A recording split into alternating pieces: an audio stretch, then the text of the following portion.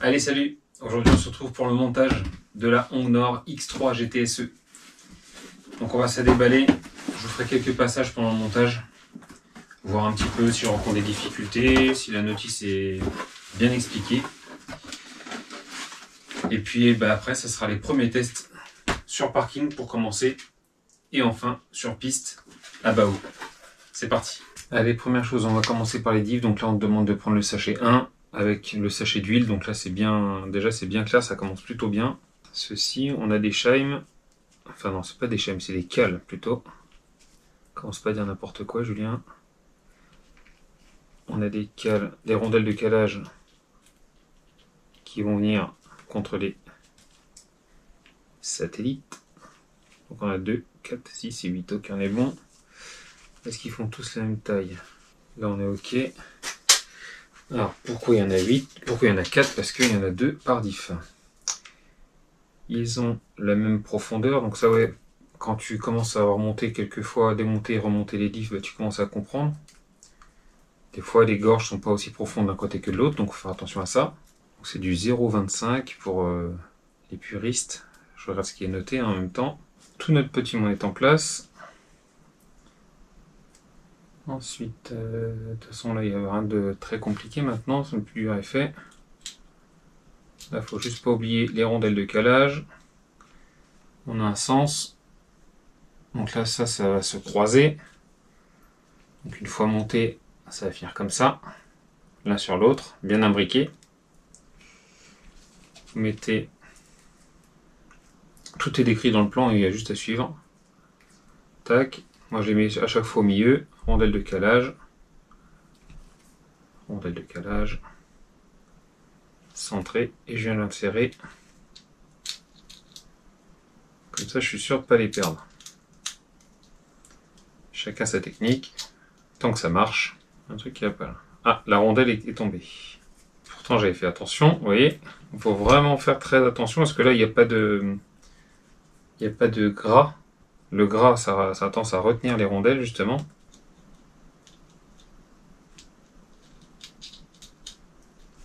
Voilà. Ok, là, on est good. Deuxième. Et donc, dans les huiles de diff, ils nous disent quoi? 300 000 avant et 50 000 arrière, on est d'accord.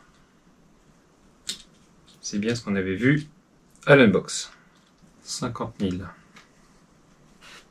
C'est pas de la 50 000.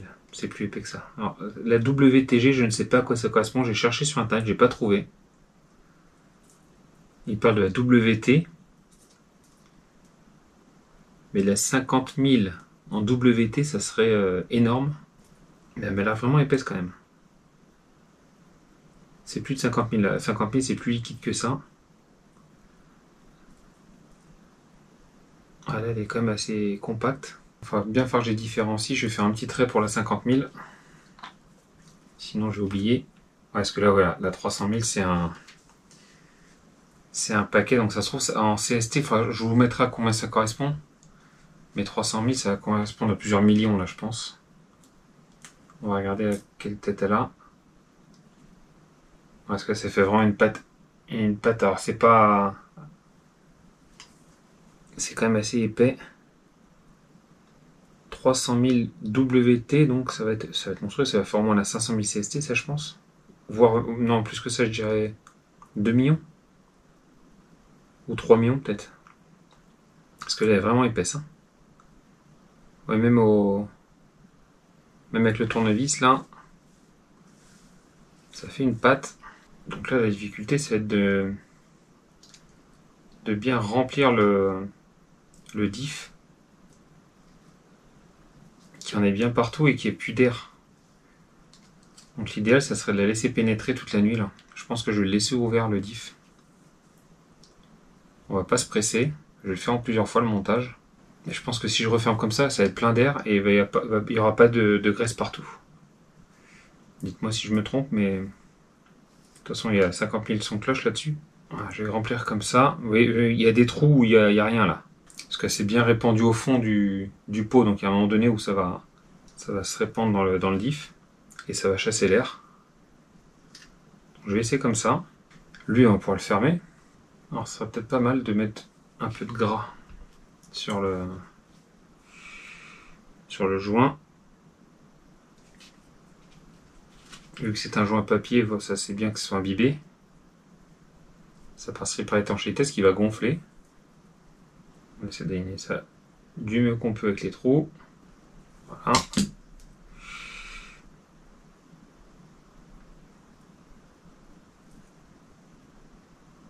Là on est bon.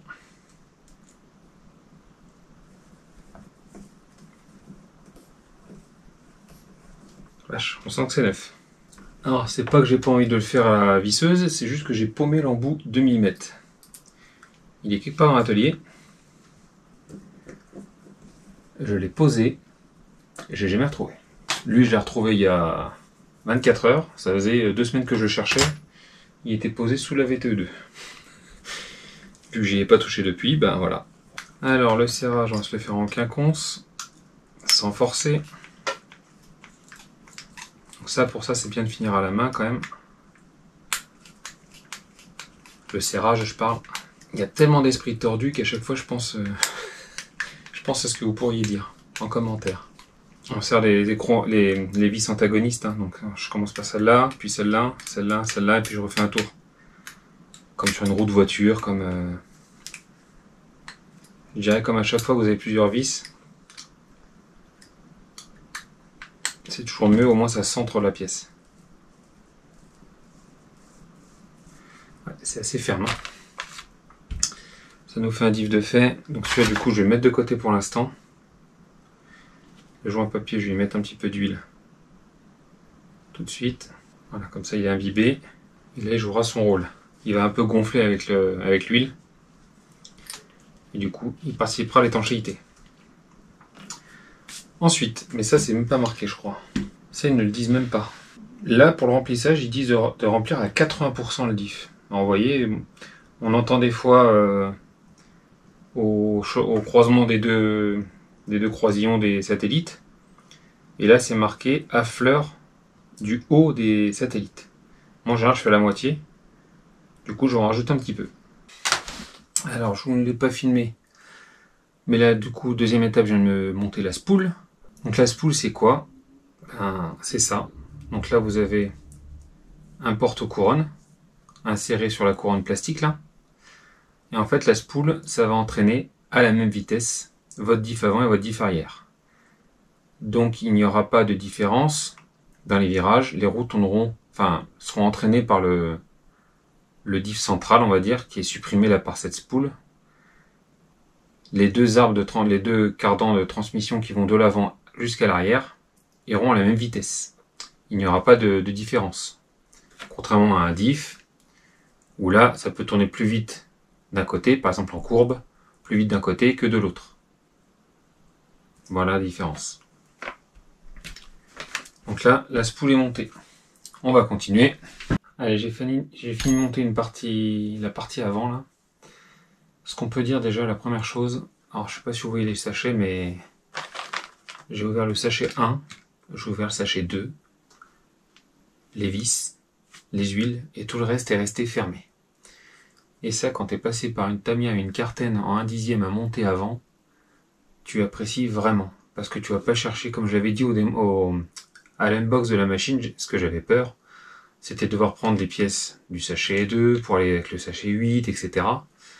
Là, il y a un tri, ça a été réfléchi, c'est vraiment appréciable. Autre chose, au niveau du montage, là, c'est hyper qualitatif. Tout est bien décrit.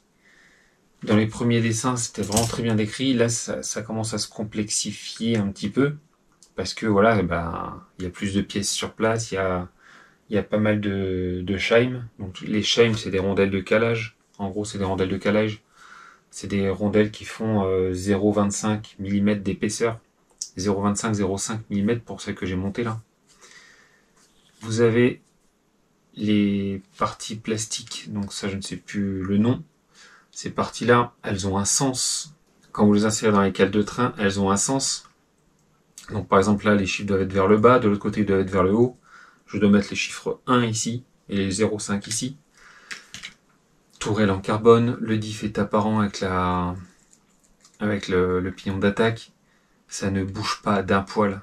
Alors il y a juste le jeu nécessaire entre le pignon et la couronne, mais il n'y a pas de jeu, c'est... Enfin... Ouais, tu vois pourquoi le kit neuf, il coûte 750 €.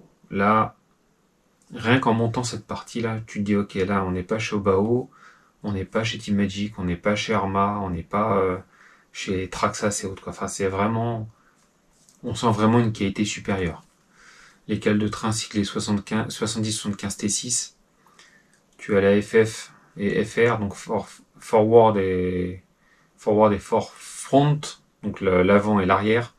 Donc là, l'avant du véhicule sera ici, et là on se dirige vers le centre. Donc là j'ai monté le diff avant, comme vous voyez, il est apparent. Le support de diff, tout est en métal, enfin c'est vraiment des jolies pièces. Par contre, il faut faire très attention. Donc déjà, si vous n'avez pas ça, il faut en acheter, si vous comptez en monter un. Donc c'est pas de la loctite, hein, c'est du frein filet pour ceux qui débutent. Donc ça, n'hésitez pas à en acheter. Le montage est hyper minutieux, tout est bien décrit. Là, au niveau de la barre anti-roulis, c'est marqué qu'il fallait vraiment que je mette les boules sur les boules de calage vraiment à fleur, à 0 mm sur la barre anti-roulis. Enfin, la barre anti-roulis là, le petit truc là. La barre anti-roulis, elle est fixée avec des rondelles de frottement, on va dire. Donc du coup, il n'y a aucun jeu dans la barre anti-roulis, il n'y a aucun jeu. Enfin, c'est... Je vais pas dire c'est parfait, parce que voilà, je débute et je découvre encore les choses, mais là, ça fait tellement qualitatif, franchement, c'est dingue. Rien que là, je suis impressionné par la machine. J'espère vraiment voir une différence au roulage. C'est tellement qualitatif au montage que j'espère déjà ne pas être influencé par le fait que je l'ai monté et voir un petit peu les pièces qu'il y a dessus. Mais j'espère vraiment voir une différence par rapport à l'Hyper VT. Quand je vois la qualité de l'assemblage, je pense que ça ne peut être que hyper précis, quoi. Je vois pas autre chose. J'en attends beaucoup là de la machine, pour être honnête. J'en attends vraiment beaucoup. Par contre, je pense qu'il faut savoir faire des réglages. Moi, je débute complètement dans les réglages, hein. Je n'en cache pas. Et vous m'aidez d'ailleurs beaucoup là-dessus à progresser. Donc on verra ce que ça donne. Je vais arrêter là pour ce soir. On reprendra demain ou après-demain, je sais pas quand on reprendra. Et je vous ferai la suite du montage. On fera peut-être du coup le montage en plusieurs étapes. Parce que mine de rien, là, j'y ai passé 1h30 et j'ai monté que ça.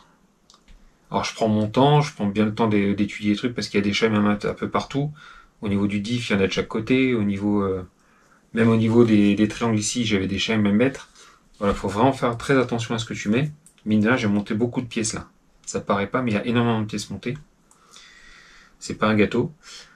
C'est nul. Et donc du coup, on reprendra ça demain. Et comme vous pouvez peut-être le voir là sur mon diff qu'on avait commencé à remplir en début de vidéo. Donc là, elle a bien pénétré partout. Et on se rend compte que il en manque. Du coup, je vais remettre ça et puis je vais laisser ça reposer cette nuit. Et je pourrai refermer demain. Donc comme ça, demain soir, quand je reprends, j'aurai plus qu'à fermer le diff arrière. Hop. Allez, sur ce, je vous laisse. Je vous souhaite à tous et toutes une bonne journée. À la prochaine pour la suite du montage. Salut, bisous, caresses.